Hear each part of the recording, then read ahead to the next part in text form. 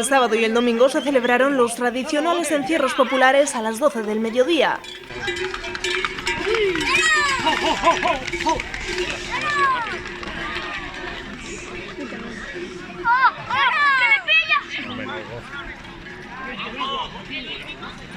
El domingo, como novedad, a la 1 de la tarde se celebró los encierros infantiles con bueyes. ¡Vamos al lío!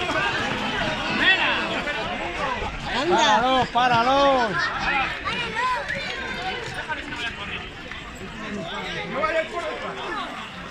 Ya por la tarde hubo concurso de disfraces infantiles con un teatro de la mano de Camaru y una fiesta pirata.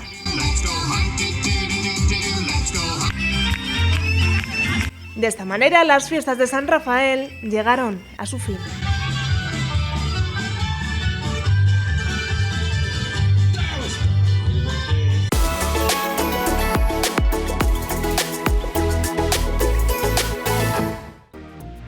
En Segocer Porcelanosa llega la liquidación más esperada del año. Descuentos increíbles en mamparas de baño y muebles de baño, todos de porcelanosa. Es tu oportunidad de conseguir productos de alta calidad con descuentos de hasta el 80%. No dejes pasar esta oportunidad única para renovar tu baño con estilo y elegancia. En Segocer Porcelanosa encontrarás una amplia variedad de diseños y acabados para que encuentres el baño de tus sueños. Aprovecha esta liquidación y dale a tu baño un toque de sofisticación con los productos de Porcelanosa. Date prisa, las unidades son limitadas y la demanda será alta. Visítanos en nuestras tiendas y descubre por qué Porcelanosa es sinónimo de calidad y estilo. Segocer Porcelanosa, la liquidación que no puedes dejar pasar. Aprovecha estos descuentos únicos en la carretera de Coruña, El Espinar.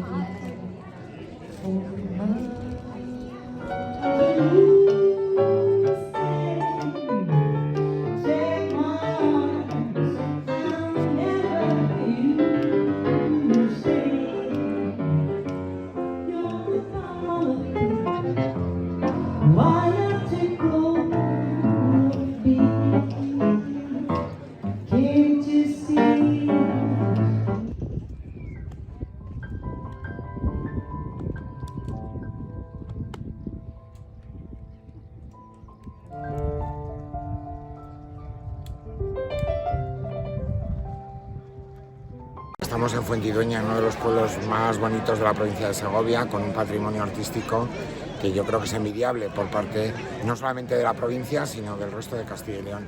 Y estamos haciendo un acto cultural, yo creo que ya un clásico en la provincia de Segovia, que es la Noche de Blanco y Negro, con pianos, pianistas, violinistas, cantantes, mezclamos todo tipo de música, mezclamos todo tipo de estilos para que la gente pueda apreciar los entornos naturales y los entornos patrimoniales ligados siempre a la cultura y a una cultura de calidad.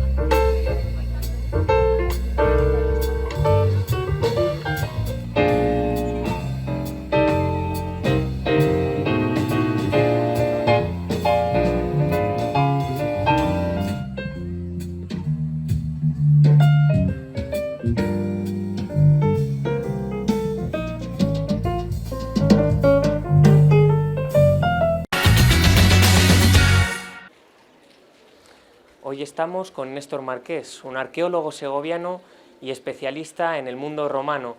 Ha hecho un nuevo libro, un cuarto libro, del que nos va a hablar hoy. Buenas tardes, Néstor. Pues muy buenas tardes. Efectivamente, este nuevo libro, Momentos de la Antigua Roma que cambiaron el mundo, trata de ahondar mucho más todavía en lo que sería esos momentos, los grandes y los no tan conocidos, que cambiaron el mundo en la antigua Roma, desde las batallas, las conquistas, el cambio entre la República y el Imperio Romano, pero también de la vida cotidiana, de todos esos elementos que esas personas que son anónimas porque la historia las ha olvidado, también tienen esa importancia y también pudieron cambiar el mundo precisamente en ese contexto social tan grande que duró tantos siglos que fue la antigua Roma.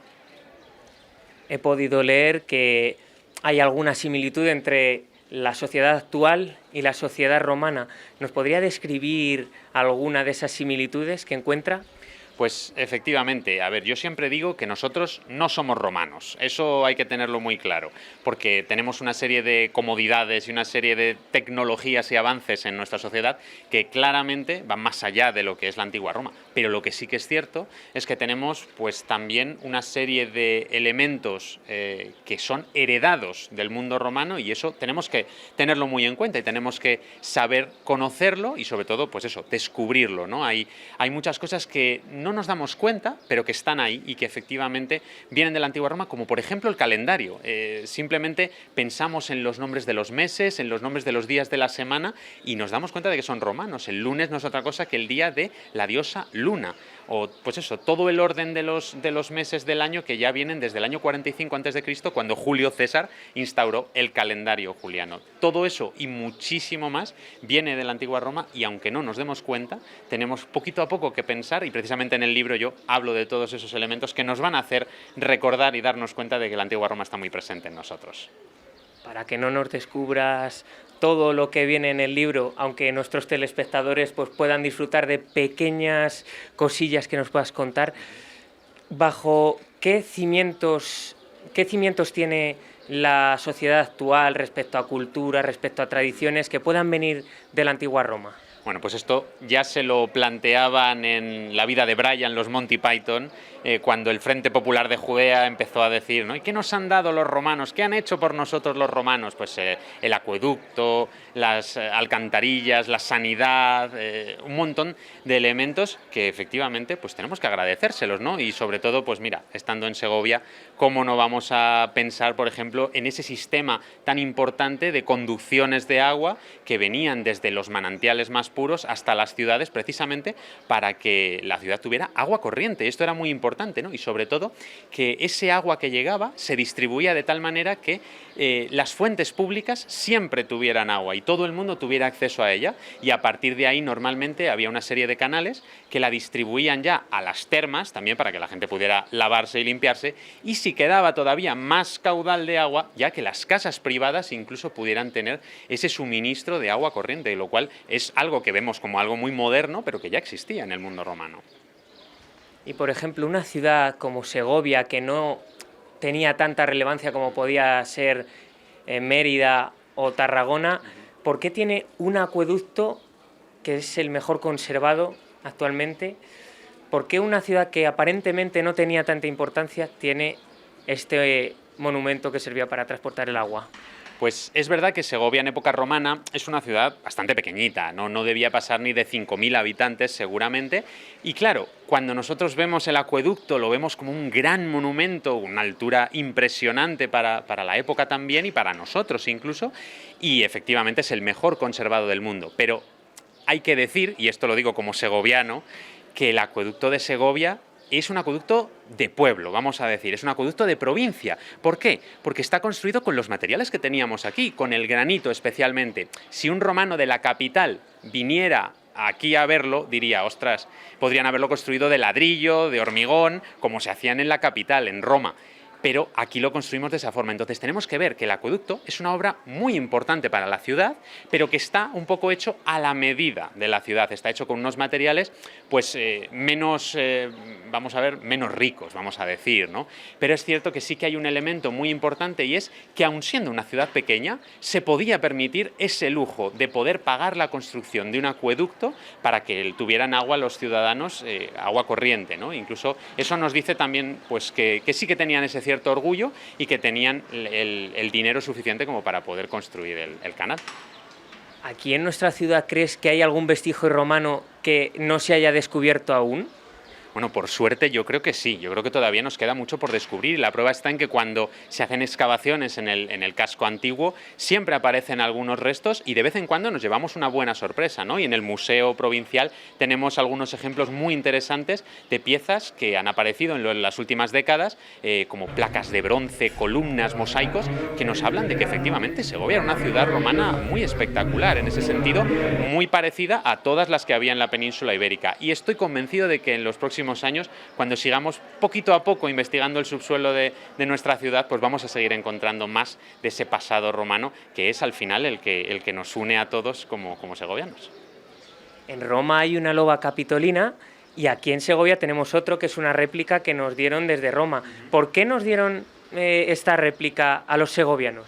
Pues fíjate, precisamente en la portada del libro tengo tanto a la loba capitolina como el acueducto, y no podían faltar, y es que en el año 74 se celebró el bimilenario del acueducto. Aunque hoy sabemos que no era correcto, que al acueducto todavía le quedan unos poquitos años para ser bimilenario, porque seguramente fue construido desde finales del siglo I y a principios del siglo II, pero en ese momento se pensaba que ya tenía 2000 años y Roma decidió regalarnos el acueducto. Y una curiosidad que no mucha gente sabe es que a cambio Segovia regaló a la ciudad de Roma un sillar del acueducto. Hay una gran piedra de granito del acueducto de Segovia en Roma. Yo la he podido ver, la tienen allí, está guardada y la tienen conservada como un recuerdo de Segovia. Bueno, hablando y volviendo un poco más al libro, ¿qué curiosidad nos puedes contar así? Porque también he leído que hay curiosidades sobre la vida cotidiana, entre otras muchas otras cosas. ¿Qué nos puedes descubrir sobre estas cosas que pueden ser más interesantes? Pues mira, yo creo que hay una curiosidad que a mí me parece fantástica, y es la de una historia de amor, una historia entre dos jóvenes que se amaban, pero que sus familias estaban enfrentadas la una con la otra. Y su amor era tan fuerte que ellos decidieron que tenían que huir y que tenían que vivir su vida juntos. Pero esta es una historia de amor trágica, y al final, no voy a contarla completa, ¿no?, para que se pueda leer en el libro, pero él se acaba suicidando y ella lo ve y se suicida también. Y seguro que mucha gente ahora está pensando en Romeo y Julieta, está pensando en Shakespeare, cuando en realidad Shakespeare esto no se lo inventó. Es una historia que ya venía de mucho tiempo atrás y que la tenemos por primera vez en las Metamorfosis de Ovidio, en esa obra que el poeta del siglo I a.C. nos plasmó. No se llamaban Romeo y Julieta, se llamaban Píramo y Tisbe, y eran dos jóvenes babilonios. Pues hay que ver cómo en esa vida cotidiana de los romanos ya conocían esta historia, ya la leían, y ya era uno de los bestsellers, ¿no?, del mundo antiguo con lo que disfrutaban los romanos.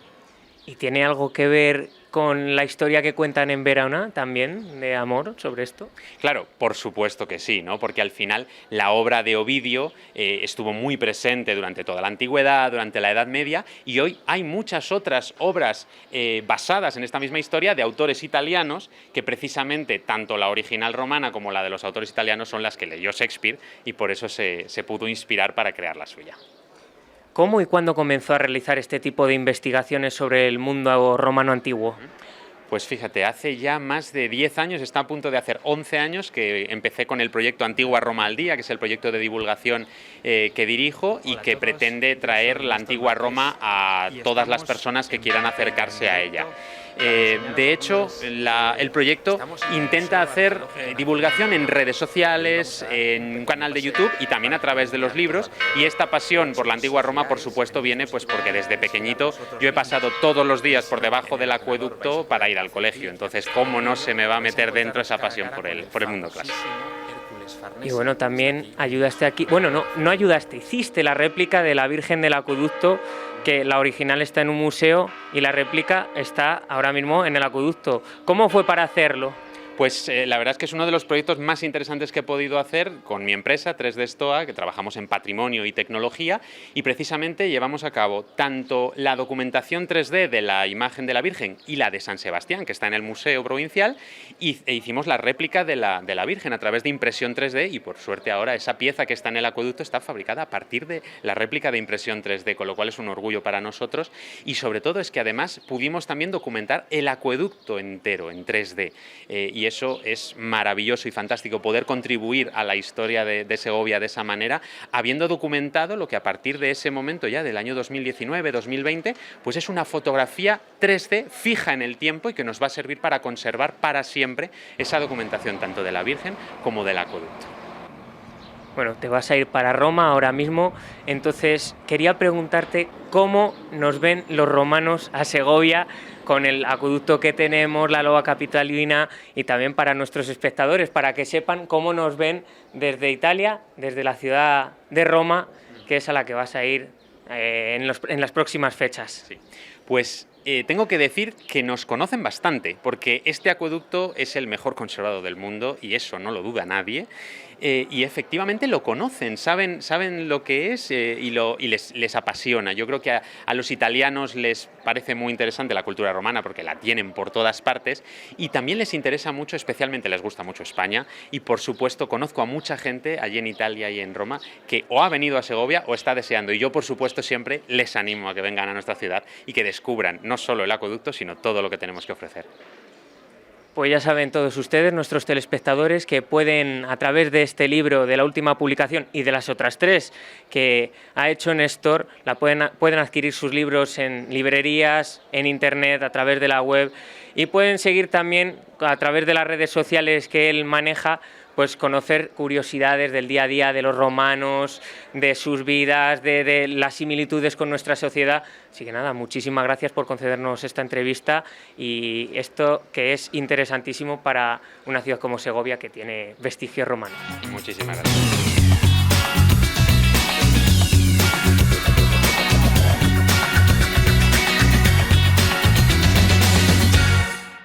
Podríamos decir que nos encontramos en el lugar del crimen, y es que parte de este libro del que vamos a hablar en los próximos minutos pues ocurre aquí, en esta Universidad de Valladolid. Vamos a estar con su autora, con Ana Martín del Barrio, que es profesora, exalumna precisamente de esta universidad, y como les decía, bueno, pues es la autora del libro que vamos a hablar. ¿Qué tal? ¿Cómo estás, Ana? Muy bien, muchas gracias. Vamos a hablar de los crímenes de la universidad, psicopatía, es el título que durante los próximos minutos vamos a desarrollar. Sí. Que vamos a encontrar en una novela negra. Novela negra, no es desde el punto de vista de una investigación policíaca, sino desde el punto de vista de unos jóvenes universitarios, pero sí. ¿Cómo te surge la idea, esta trama?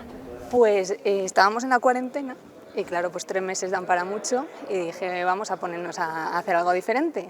Y entonces pues se me ocurrió escribir algo sobre mis memorias de la universidad, pero luego pensé, tengo que meter aquí algún psicópata, ¿no? Que dé un poco de emoción al asunto. Y al final pues no acabó siendo las memorias de la universidad, porque se vuelve muy turbio el asunto. Hay mucha ficción, pero ¿algo de realidad también hay? Sí, algo de realidad en lo relacionado con algunas experiencias universitarias, en las clases, en las salidas por la noche a las discotecas de Segovia más conocidas. Pero lo que es la ficción es toda la historia más oscura. No vamos a hacer spoiler, pero cuéntanos un poquito de esa trama, ese hilo conductor para dejarles con la miel en los labios y que quieran leer más. Pues los protagonistas son 8 jóvenes, 4 chicos y 4 chicas que comienzan magisterio, la carrera que yo estudié en la Universidad de Segovia. Y bueno, pues al principio todo parece normal, empiezan a vivir sus primeras experiencias universitarias, pero pronto descubren que hay algún psicópata que está obsesionado con ellos y empiezan a asociar una serie de crímenes, algún asesinato también, que podrían estar conectados con el pasado de los protagonistas. Entonces comienzan a sospechar que uno de sus compañeros de clase es el que intenta matarlos. Comenzaste durante la cuarentena, nos comentabas. ¿Cuánto tiempo te llevó escribirlo? Lo que fue el libro fue una semana de cuarentena, muchas horas, pero luego, lo hice un poco como pasatiempo y luego dije, bueno, ya que lo tengo escrito, ¿por qué no intento publicarlo? Entonces me lo tomé un poco más en serio, le dediqué algunas semanas más, un año más tarde, y contacté con una editorial y me dijeron que sí. Claro, Y ¿cómo aquí es ese estamos. proceso? Esta es la duda que tenemos. Tú te pones a escribir durante la cuarentena este libro, estos bocetos, te das cuenta de que va adquiriendo cuerpo el libro. Se le enseñé a algunas amigas, a mi familia, le tuve aparcado un año y luego dije, voy a intentar moverle un poco. Y entonces pues me puse a documentarme sobre diferentes editoriales en internet. Encontré Círculo Rojo, me llamó la atención sus condiciones y les contacté pensando que bueno, si me decían que no, pues probaría suerte con otra. Me pidieron que les enviase el borrador, se lo envié y aproximadamente 3 semanas después me dijeron que sí, que estaban encantados de tenerlo en su catálogo, y entonces pues eso fue en enero de 2022 y en mayo ya estaba el libro publicado. Entonces durante los 3 meses siguientes pues me presentaron a la que iba a ser mi editora y tal, entonces intercambiamos correos y tal, me fui informando del proceso, le iba mandando todo el libro entero, me lo iba corrigiendo sobre la marcha. Toda una experiencia completamente nueva para ti. Todo nuevo al mismo tiempo que estaba preparando las oposiciones de magisterio, entonces yo decía, esto no va a salir muy bien, Más alguna de mérito las dos todavía. cosas no sale bien, pero bueno, luego fueron bien las dos cosas. ¿Segunda parte vamos a tener? ¿Tiene continuidad? Sí, o tiene un final? continuidad porque bueno, tiene un final cerrado con respecto a la identidad del psicópata de este libro, pero hay más historias detrás, entonces el libro nos va resolviendo algunas incógnitas al tiempo que nos plantea otras que se resolverán en posteriores libros según los alumnos van pasando de curso. ¿Ya estás trabajando en esa segunda parte? Está trabajada ya. ¿Ya está trabajada? Sí. ¿Y tendremos fecha? ¿Cuándo saldrá a la luz? Eso no lo tengo claro porque prefiero todavía pues dar más boga a este libro, pero sí tengo la idea de sacar la segunda. ¿Qué tal acogida ha tenido el libro? Pues de momento muy bien, entre bueno, personas conocidas sobre todo, y luego también pues lo he distribuido a través de la editorial pues, por toda España y luego pues, sobre todo en librerías de aquí de Segovia, que lo he llevado yo personalmente y me lo han aceptado. ¿Quién lo lee? ¿Qué te comenta? ¿Qué críticas positivas o Pues, negativas? ¿Es que hay alguna te dicen? Sobre todo que al principio pues, no parece que vaya a acabar como va a terminar, empieza siendo muy tranquilito y tal, pero se va complicando bastante la cosa y que me vuelvo un poquito sádica en los capítulos del final. Entonces sí que genera como una especie de plot twist al final. Ya nos que no has te dejado esperas. ahí un gancho para que empecemos y sobre todo acabemos de leer este libro. Sí, esperemos que no os disguste las escenas un poco más de torturas y eso. Nos comentabas, también eres profesora, Sí. pero ¿de dónde te viene este afán, esta ilusión, esta afición por escribir? Pues siempre me ha gustado mucho leer y entonces al final una cosa lleva a la otra y de pequeña pues también tenía mucha imaginación y participaba en algunos concursos así de relatos que salían en el colegio y tal, e incluso en mi tiempo libre escribía alguna historia sin pensar nunca en publicarlas, pero luego digo, joder, ya que estoy echándole tiempo, ¿por qué no pruebo? Pero vamos, que empezaron siendo otra cosa muy diferente. ¿Qué referentes tienes? ¿En quién te fijas o quién es tu modelo para seguir? Es que te diría que, no sé, me gustan libros de misterio sobre todo, ya sea de novela negra, ya sea de aventuras y ficción o fantasía, pero que haya un componente de misterio y de aventura. Claro, Muy variado. esta es novela negra, es tu primera novela, la continuación me imagino que es llevar a más o menos ese mismo hilo Sí, lleva la misma conductor. temática. ¿Te planteas escribir otro tipo de género? Sí, he pensado también en aventuras y fantasía, que no haya gente tan perturbada, digamos, pero no lo descarto, sí, en un futuro. ¿A qué público va dirigido? ¿A quién dirías va a encajar a la perfección? A las personas que les gusta la novela negra y, bueno, jóvenes en adelante. No es muy adecuado a niños, pero bueno, yo sí que habría sido una niña que habría leído este tipo de cosas, la verdad.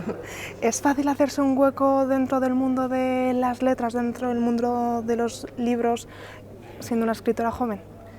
Hombre, yo creo que al ser joven como que no te toman tan en serio como si pensaran que has empezado ya a una edad más madura, pero al final yo creo que no hay que juzgar un libro por su portada, nunca mejor dicho, y que si te gusta el género te tienes que animar independientemente de quién lo escriba. Tú Es la oportunidad. tuviste suerte con esa editorial que desde el primer momento apostó por ti, pero ¿te encontraste trabas a lo largo de este proceso? Que sí que es verdad que fue demasiado corto para ser tu primera novela. ¿Algún tipo de traba te encontraste? No, la verdad que en ese momento contacté con esa editorial, les gustó y por ahora ninguna traba. No, a ver si sigue teniendo buena acogida. Que seguro que sí. Que esperemos que sí.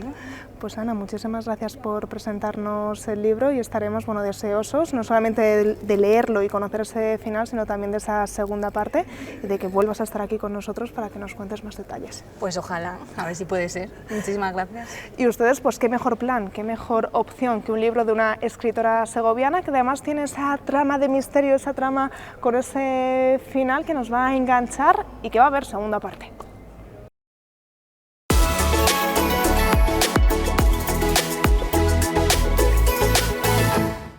¿Eres agricultor y necesitas un taller de confianza para tu maquinaria agrícola? En Euromaster La Unión somos especialistas en todo tipo de neumáticos agrícolas, de pequeño y de gran tamaño. Y lo más importante, contamos con un servicio de urgencias 24 horas. Nuestro equipo de expertos estará allí cuando más lo necesites, brindándote soluciones rápidas y eficientes. No dejes que una avería detenga tu producción. Contacta con Euromaster La Unión y disfruta de nuestra asistencia especializada. Un feroz alegato contra la pena de muerte y sus oscuros mecanismos. Un viaje hasta la España de los años 60 de bajeza moral, sometida y arraigada en el servilismo, el machismo y la ausencia de oportunidades. Así es El Verdugo. La primera adaptación que se hace al mundo de las marionetas de la obra insigne o emblemática o la mejor película de José Luis Berlanga, con guión del mismo y de Rafael Azcona.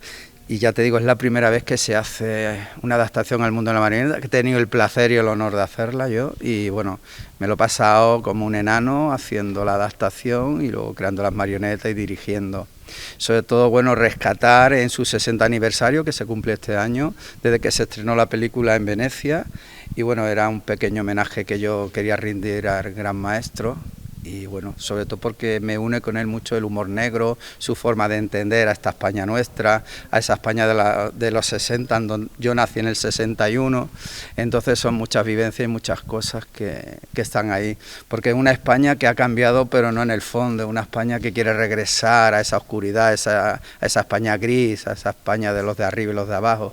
Y ahí aparecen los personajes, entre ellos José Luis, un joven empleado de una funeraria que anhela viajar a Alemania para convertirse en mecánico, y Amadeo, el verdugo, a punto de jubilarse, que intentará persuadir a José Luis para que le tome el testigo.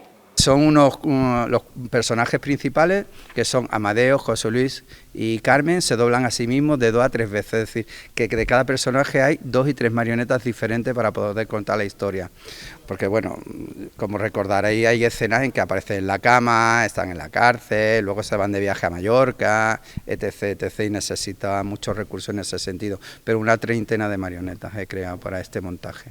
Unas marionetas hechas por él mismo, un vivo y fiel reflejo de los personajes donde también hay un hueco para la imaginación. Una técnica que se llama bunraku, que viene de Japón, de hace muchísimos años.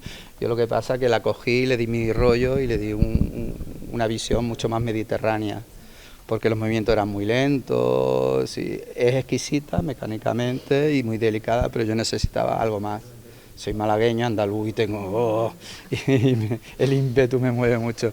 Y entonces le di mi punto, ¿no? Y entonces bunraku sobre mesa.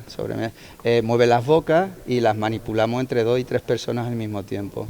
Yo siempre es alguna obsesión que he tenido, que es crear marionetas que no pesen.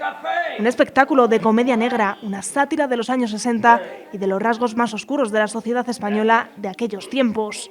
Público adulto y jóvenes, para jóvenes también, porque es muy importante, ya hemos hecho campañas escolares para ellos y muy importante de que ellos conozcan una España que les viene a ellos muy lejana, pero que es inevitable que tengan que revisar e impregnarse, y luego hacemos un debate y eso está muy bien, porque los chicos, claro, hay cosas que dicen, ¿y esto pasaba? ¿Y esto cómo es? Y sí, pues sí, pasaba, hijo mío, pasaba. Una pieza de Luis García Berlanga y Rafael Azcona, adaptada y dirigida por Ángel Calvente, el director de la compañía El Espejo Negro, quien lleva más de 2 décadas acudiendo a Titirimundi. Seguimos trabajando y apoyando todo lo que es dar impulso y poner sobre la palestra una forma de entender el teatro muy especial mía, y que la marioneta sea la reina del escenario. Y no siga siendo la hermana bastarda de las artes escénicas, sino que sea la marioneta es teatro.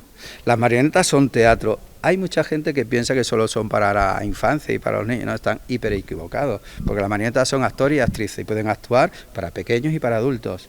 Solamente es eso, hay que verlo con esa mirada. Una mirada que consiguió captar la atención y admiración de un teatro Juan Bravo que disfrutó de este verdugo. Claro, claro. Y aparte de todo, que es un trabajo limpio y respetuoso.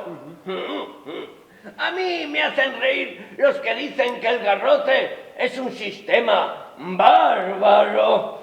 ¡Ja! ¿Lo han probado? Así, cerca del cuello, de una manera humana, con las manos. ¿No es cierto? ¿Le impresiona? Un poco. Bárbaro el garrote. Entonces, ¿qué me dice usted de la silla eléctrica? ¿Yo? Bueno, es que yo... Si no me extraña que lo hayan convencido a usted también. Pero vamos a ver dónde hay un enchufe. ¿Qué? A ver dónde hay un enchufe. ¿Para qué?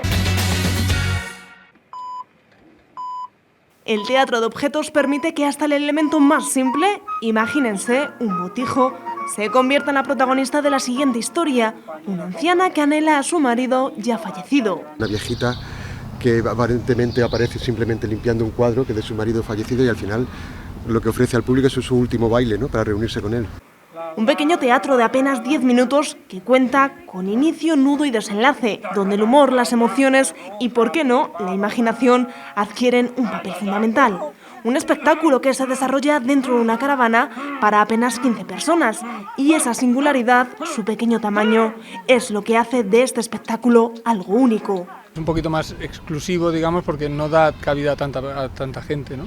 Aquí estamos haciendo 8 pases al día y estamos 3 días, o sea, en total hacemos 24 pases para entre 15 y 20 personas, porque cuando hay muchos niños entran más de 15. Pero sí, es un formato que últimamente hay espectáculos un poquito más pequeños, ¿no?, que no dan tanto aforo de audiencia, pero bueno, a los que consiguen entrar pues les permite vivir una experiencia un poquito diferente. Sí, yo creo que se trata también de convertir el hecho teatral en algo experiencial, ¿no? Que solo el hecho de entrar aquí dentro ya sea una experiencia y la proximidad de ver el espectáculo y ver los detalles en comunión con este grupo de personas que se ha creado aquí es una experiencia. A veces hasta se crean amigos que salen de aquí y comentan porque han estado muy próximos, ¿no? Y eso es muy bonito también. Sí, es un poco como la magia de cerca, ¿no?, que la ven los 4 que están delante de la mesa, pero tiene un punto que estás muy cerca del truco, digamos, que estás muy cerca de... Y aquí se da un poco eso también, aparte de la cercanía y de estar cerrados en una caja negra, pues eso de ver los títeres tan cerca y, bueno, intentamos que sean efectistas, pues creo que al público le gusta mucho. Para Y Medio Teatro no es la primera vez aquí, en Titirimundi, ni este su único espectáculo. El otro sketch que tenemos aquí es una monja que está tentada por la tentación, ¿no? Entonces, al final acaba bailando por Beyoncé. Es cómico, pero tiene ahí un punto de lectura de... Sí, las temáticas son las que se nos aparecen por el camino. Tampoco somos muy de decir, vamos a hacer un sketch sobre... No, muchas veces es el propio objeto el que nos sugiere la historia. Antes teníamos también otro sketch que era una bolsa de plástico que aparecía volando en escena y de repente se incorporaba manipulado por nosotros y tenía cuerpo, tenía vida, se movía y durante todo el sketch su deseo era conseguir volar. Participan en este festival Titirimundi desde hace años y es todo un placer para esta compañía. Para nosotros es un gustazo, ¿no? Sí. Estar en Segovia siempre es un gustazo en Titirimundi porque además se nota mucho que el público sabe a dónde va. El riesgo que corre algunas veces este tipo de formato, cuando estás en una calle, en una plaza, es que a veces, como decimos nosotros, estamos al pase de la paloma, ¿no? Hay público que de repente aparece y no sabe qué es esto y tiene curiosidad y entra, pero hay muchas veces, o no tantas veces como aquí en Titirimundi, que el público sabe qué quiere ver. Y el público que viene aquí sabe o tiene una idea de que viene a ver un espectáculo, digamos, en un formato especial. Toda una experiencia hecha a base de objetos que te vuelven a hacer creer en la magia del pequeño teatro.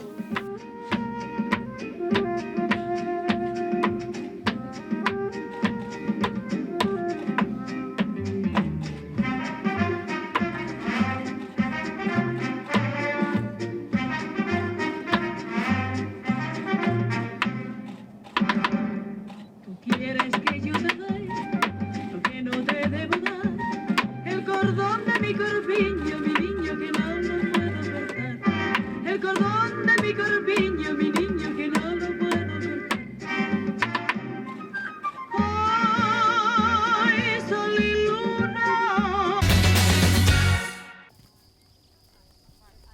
Ellas son las auténticas protagonistas de los jabones que Marijos elabora en Otero de Herreros. Bueno, en realidad, su lana de tipo merino es de las mejores del mercado. Ahora gusta mucho cualquier producto que sea más cercano y que sepa el cliente final de dónde viene. Y para mí, relajación absoluta al hacerlo. De ellas se extraen casi 1000 kilos de lana, como esta, que en Marijos se convierte en esta otra, para elaborar sus jabones de lana de oveja 100% ecológicos y naturales.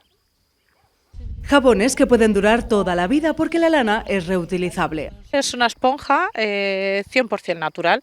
La lana nunca coge bacterias, no se estropea, es una esponja que te va a durar siempre. Lo único que se va gastando es el jabón. Cuando se gasta el jabón, en este caso de leche de cabra, se puede cortar el jaboncito por un lateral y meter otro jabón, sea de leche de cabra, de rosa mosqueta, de aloe vera, dependiendo del tipo de piel que tengas. Luego en la tienda puedes elegir un jabón u otro. Además son únicos, cada jabón se elabora individualmente y con un diseño personalizado. Una abuela me pidió unos encargos para 11 nietos, pero cada uno personalizado dependiendo del gusto, más la inicial de cada uno. Ahí había equipos de fútbol, había instrumentos musicales, para los más pequeños, juegos, había de todo. Es una locura, personalizar. Es mejor lo que me vaya surgiendo. Eso sí, para hacerlos la clave es la paciencia. Hay que quitar todas las impurezas primero del campo, hay que hacer un lavado, un peinado, un cardado y luego ya proceder a fieltrar esa lana en el jabón. Uso más la blanca, tengo ahí en mente un proyecto para poner la lana negra, pero cierto es que los colores resaltan más en la blanca y los diseños que hago quedan más claritos y mejor en la blanca.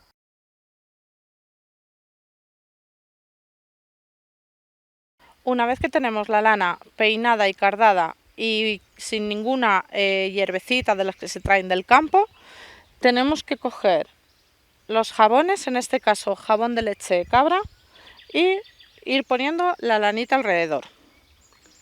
Con las agujas, son unas agujas especiales, con unos pinchitos que van al contrario, la lana se va fieltrando. Y esto ya es a base de paciencia.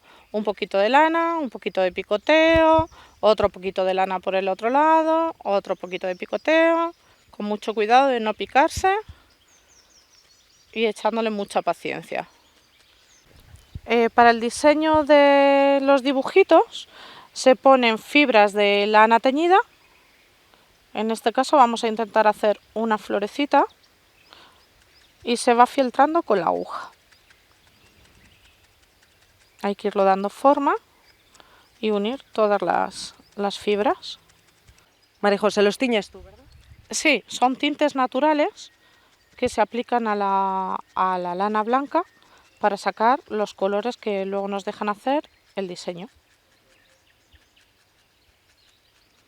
¿Y cómo consigues, Marijos, los detalles? Porque hay, claro, algunos dibujos, por ejemplo, una flor es, me imagino que más sencillo, pero para algunos con más detalle, con más minuciosidad, ¿cómo lo sabes? Bueno, a base de paciencia y de incluso en muchos momentos dejarlo y cogerlo un ratito más tarde, porque hay veces que se te va, que no sabes por dónde seguir. Una vez que el jabón está terminado por todas las caras, que está apelmazadito, ya pasaríamos a las lanas de color. Entonces podemos hacer el diseño que en ese momento o te pidan o se te ocurra.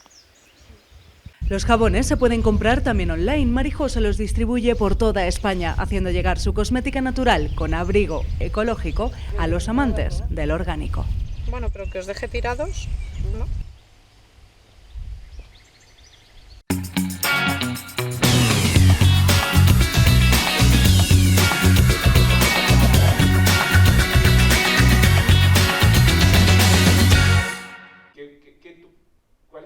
Enmarcada en la 38ª edición de los premios Cirilo Rodríguez, los tres finalistas, María Senovilla, Óscar Mijallo y Miguel Ángel de la Fuente, han compartido una mesa redonda con alumnos de la Universidad de Valladolid.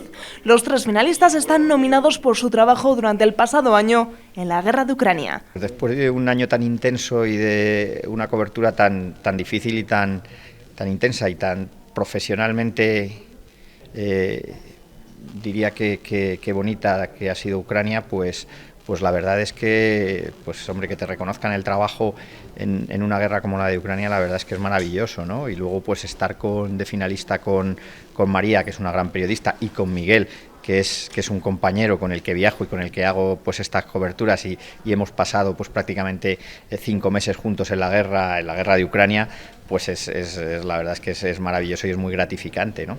Todos han coincidido que el conflicto ucraniano es diferente a otras guerras. Yo estuve también en Afganistán hace años y también cubriendo crisis en África, pero la guerra de Ucrania es totalmente diferente a todo lo que habíamos visto. Es una guerra del siglo XX que se está librando en el siglo XXI, y tú ves pues todas las nuevas tecnologías, tú ves que hay internet en las trincheras, ves drones marcando posiciones, pero también ves columnas de carros de combate como en la Segunda Guerra Mundial. Es muy diferente, es una guerra en la que hay una destrucción más masiva y más sistemática que yo de las que había visto antes. En Siria, por ejemplo, había mucha destrucción en algunos barrios, en algunas ciudades, pero muy focalizada. Y aquí es una destrucción sistemática, muy cerca además de Europa y que nos afecta a todos.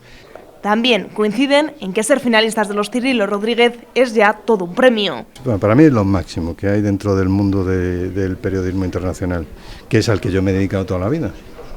Entonces, conozco esto no desde que era pequeñito, pero sí que desde que era pequeñito en ello, porque oír hablar de nombres como Aurelio Martín o Cirilo Rodríguez fue desde que empecé. Lo contaré hoy, posiblemente, bueno, mañana cuando sean los premios, seguramente cuando pueda decir unas palabras, me gustaría contarlo. Y es el mayor premio que hay en España de periodismo, porque lo entregan los propios periodistas y aquellos periodistas que están reconocidos internacionalmente en España. Entonces, es lo que más te puede agradar, que te lo reconozcan tus propios compañeros que saben de este tema. O sea, ¿qué más puede pedir una persona? Ya casi es un premio ser finalista y un honor, y además yo siendo segoviana, honor doble. Precisamente para él, Miguel Ángel de la Fuente, la nominación es aún más especial porque él es reportero gráfico. El reporterismo gráfico es siempre la hermana menor del periodismo, ¿no? Entonces siempre va un poco por detrás. Si analizamos en realidad lo que pasa con el periodismo gráfico es que no se le ha reconocido nunca se ha puesto en valor, y es muy difícil hacerlo. Reconocen que desde niños soñaban con cubrir conflictos bélicos, aunque el miedo está presente en muchas de esas coberturas. Sí, claro. El miedo es un mecanismo de protección, ¿no? Entonces, cuando existe algún bombardeo, cuando hay algún tiroteo que estás cerca, alguna cosa de estas, siempre tienes miedo, ¿no? Lo que pasa es que, bueno, también yo creo que la adrenalina del momento, el tener esas ganas de contar la historia, pues entonces te hacen compensarlo, pero el miedo te protege. Un miedo que no impedirá que vuelvan en las próximas semanas a Ucrania. Sí. De hecho, no pensaba regresar a España hasta julio. Yo hago coberturas muy largas, estoy 3-4 meses, y he adelantado la vuelta para venir a los Cirilo, y en un par de semanas regresaré. Sí, a Ucrania habrá que volver muchas veces, y bueno, pues realmente pues para un periodista internacional pues es que es nuestro trabajo, ¿no? Entonces ojalá no tuviéramos que cubrir las guerras, pero desgraciadamente tenemos que cubrirlas y seguir cubriéndolas. Aunque el nombre de solo uno de ellos se escribirá con letras de oro en los premios de periodismo Cirilo Rodríguez, ellos ya son verdaderos ejemplos de periodismo de guerra.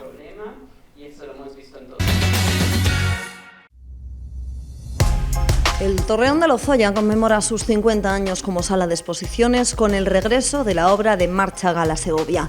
Los estados del alma, una intensa muestra sobre la producción gráfica del artista bielorruso.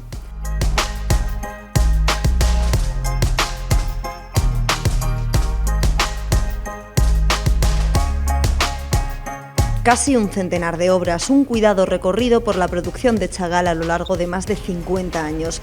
Desde algunas de sus primeras series de grabados, como Los 7 pecados capitales o la serie Maternité, creados en los años 20, hasta algunas de sus últimas creaciones, de los años 70, en las que el color es protagonista.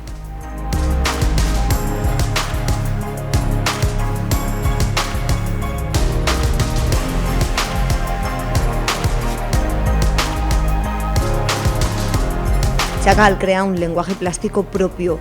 Con él aborda el hecho espiritual de un modo profundo, desde el tiempo y los sentimientos.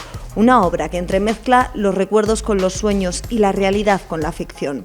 Nacido en el seno de una familia judía con una vida centenaria marcada por la persecución, considera el arte un estado de ánimo, un estado espiritual con el que es posible establecer diálogos y fomentar la paz entre naciones y hombres.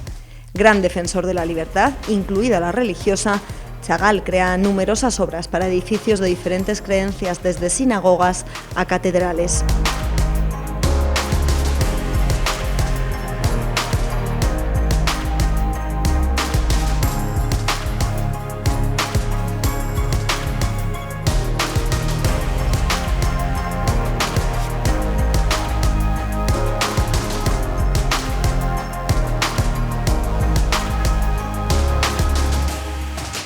Influenciado por Matisse, el color es uno de los elementos clave de su creación. El universo femenino y la Biblia son para él dos constantes fuentes de inspiración. El Chagall más mundano alude al amor entre el hombre y la mujer como motor vital.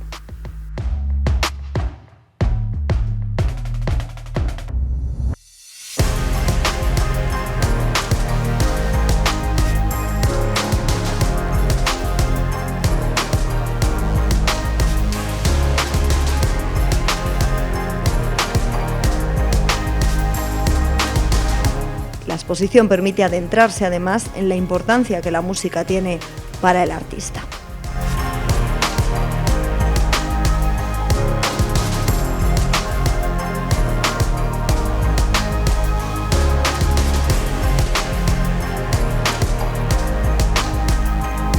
Una muestra que pueden disfrutar hasta el 30 de julio en el Torreón de Lozoya.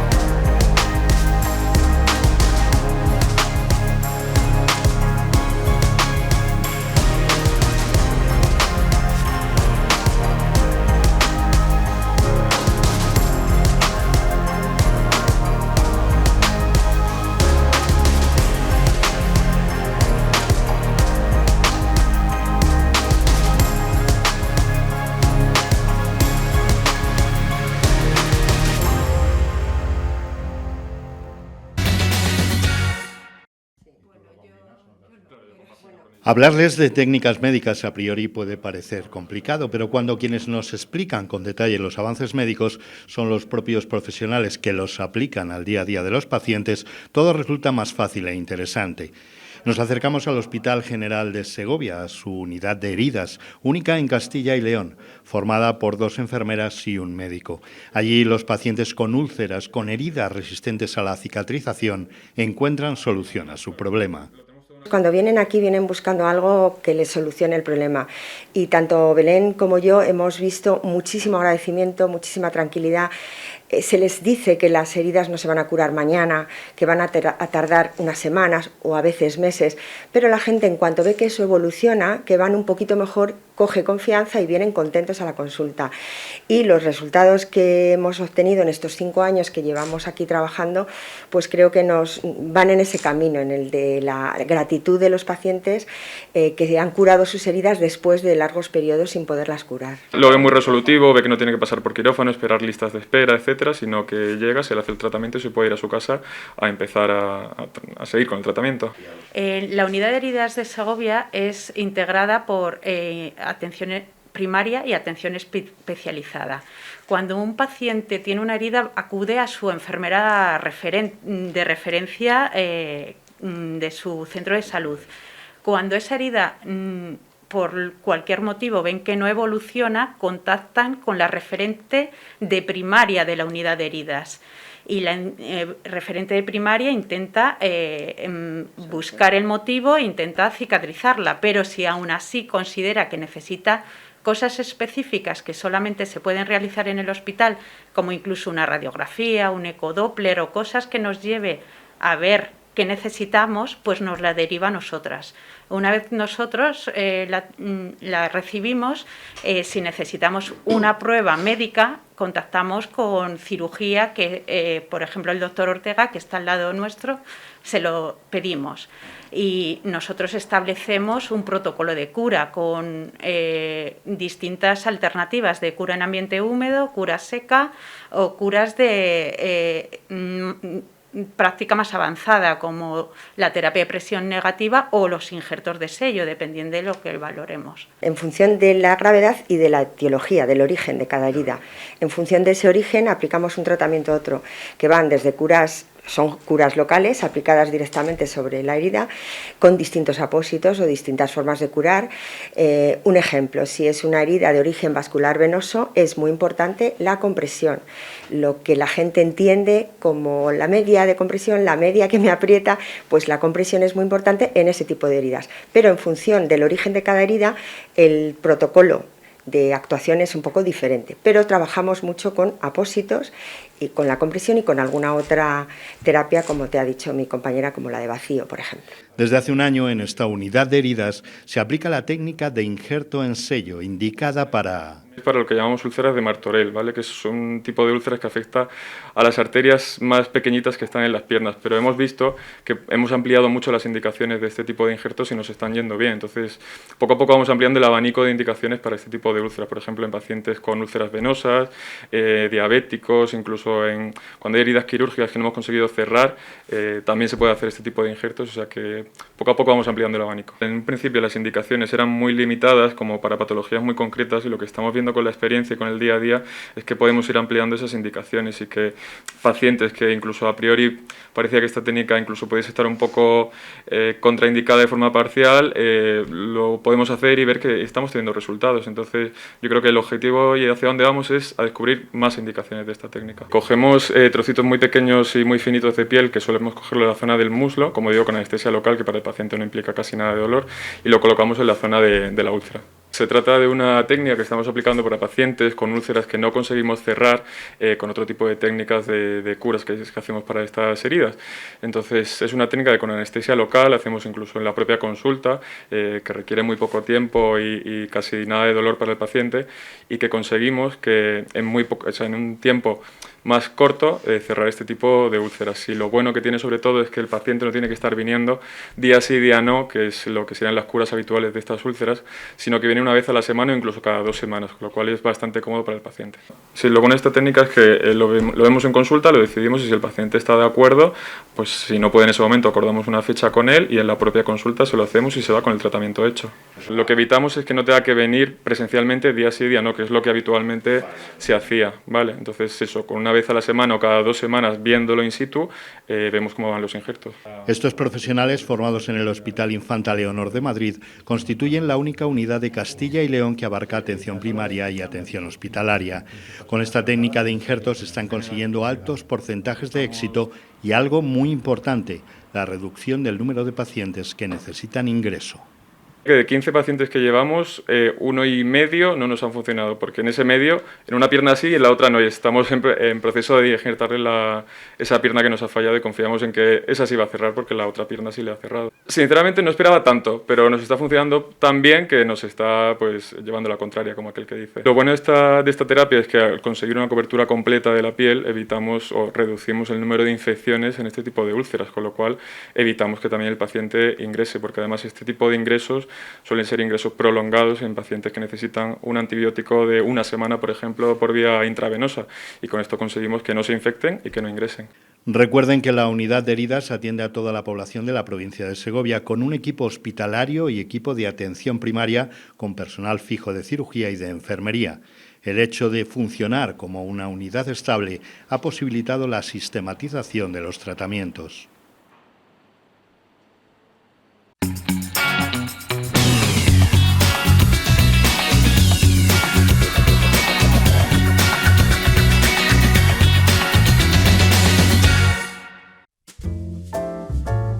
Cerca de 1.500 personas participan en las aulas sociales y aulas de manualidades de la Diputación de Segovia. La mayoría son mujeres que ahora muestran en estas exposiciones el trabajo realizado durante el curso. Yo vengo siempre, llevar desde el principio que empezó a hacer las manualidades, he venido siempre. La sensación que es, uy, pero ya hemos terminado, pero ya está terminado el curso, si se me ha pasado volando, o sea, que se las pasa rápido, quiere decir que han estado bien, a gusto, cómodas, y bueno, pues que las ha cundido. Además es una manera de que estemos todas un poco juntas, de enterarnos un poco de las cosas, que muchas veces y después de todos estos años que hemos pasado, pues estamos todos un poco aislados, entonces pues muy bien, hay muy buen ambiente y bueno, nos reímos mucho. El miércoles pasado se inauguraron las primeras muestras en Juarros de Voltoya, Muño Pedro y Encinillas, en las que se pudo comprobar la creatividad de monitores y participantes. El patrimonio activo de nuestros pueblos son todas y todos ustedes, es decir, todas las personas que viven en los pueblos de la provincia.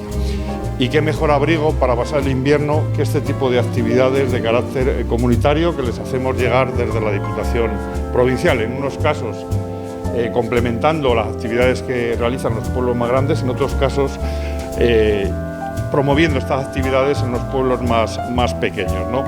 Y desde luego, como digo, para nosotros es capital que además de compartir un espacio en común, para poder hacerlo haya una luz encendida en todos y cada uno de esos municipios donde se realizan este tipo de actividades y que son la demostración, ese encendido de luz del presente de nuestros pueblos.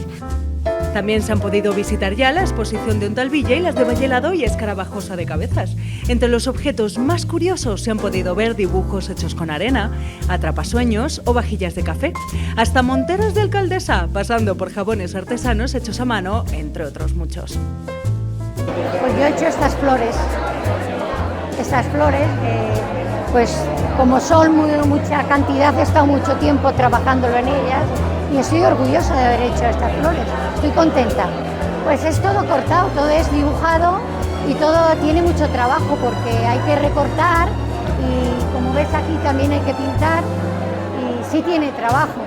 ¿Cuánto tiempo le ha llevado? Uy, me ha llevado casi 2 meses o 3, me ha llevado bastante porque es mucha cantidad y hay que recortar flor por flor. Bueno, a mí es que eso de que las cosas viejas o estropeadas se tiren, pues me parece que hay que ponerlas en valor. Entonces lo que he hecho ha sido restaurar cosas de mi familia o de familiares o de amigos que me lo han pedido, fundamentalmente eso. Pues es un poco, yo no sé si es por mi manera de ser, que soy un poco divertida, un poco alegre, pues siempre tiran más. ¡Ay, el año que estuviste tú, qué bien nos lo pasamos! Y yo les digo, hombre, también hicimos tareas y cosas, no digo, es solo diversión. Pero me gusta porque el trato con ellas a mí me parece un trato muy cotidiano. Si algo nos ha demostrado precisamente el tiempo es que este pasa muy deprisa y que en cualquier momento todo se acaba.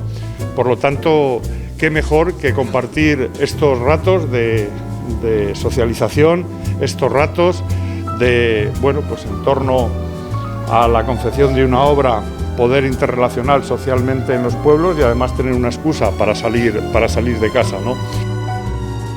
Por último, el viernes fue el turno de las muestras de Valdevacas de Montejo, Fresno de Cantespino y La Matilla, donde también se puede disfrutar de creaciones como estas.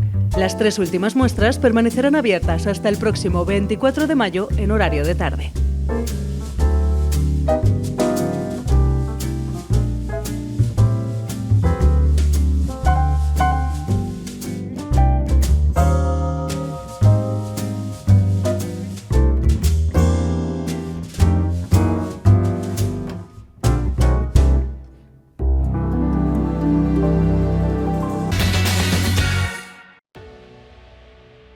Dice de ella Aurelio Martín que tiene una sensibilidad especial para alcanzar más allá de lo que puede captar una mirada y trasladarlo al espectador, con la aportación, añade, de quien lo ha creado y con un mensaje nacido desde lo más profundo de sus sentimientos.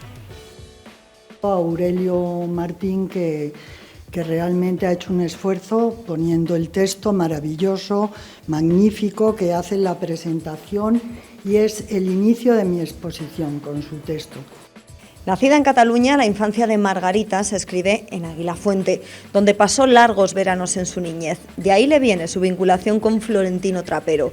Fue su padre el que la recomendó al escultor imaginero ligado a la villa, uno de los segovianos más reconocidos a nivel internacional. Con tan solo 14 años comenzó a tomar clases del maestro. Un hombre estupendo, recuerda, de quien reconoce aprendió mucho. Son los orígenes de una obra que ahora recuerda en Huellas del Pensamiento, un repaso por toda su trayectoria creativa. La exposición está dividida en dos partes. Una parte es el inicio, ya con mi madurez, de mi trabajo, que creo que es importante que haya esas dos partes, porque es el proceso un poco de la exposición. Pensaba yo el otro día, cuando veía la exposición de Freud en Madrid, que ponen también todas las etapas por las que van pasando, y es un poco pedagógico en la parte cultural, es importante eso. En palabras del artista, es la libertad la que define su obra. Lo que he luchado toda mi vida, la libertad. Hacer, no pensar, me nutro mucho de todo lo que se expone, de todo lo que hay, de todo lo que Internet me proporciona ahora, de cuando voy de viaje, todo eso me es muy interesante. Pero yo luego todo eso lo recojo y lo traduzco a mi idioma y a mi idioma pictórico. Libertad artística y creativa desde la investigación. Y el sentido creativo me interesa mucho. Yo soy un poco simbólica, tengo un tratamiento que a veces se puede, no de ejecución porque soy realista, soy figurativa, pero que a veces ese tratamiento puede llegar a ser en algún punto un poco surrealista. Una obra, asegura, para mí es en constante evolución. En cada cuadro se ve que no es una repetición o continuación total del cuadro anterior. En cada cuadro tengo un reto y creo que eso es importante porque creo que el público verá que cada cuadro y la obra en general tiene una consolidación. Juzguen ustedes mismos. 32 obras fruto del trabajo de toda una vida que pueden contemplar en la Alhóndiga hasta el 11 de junio.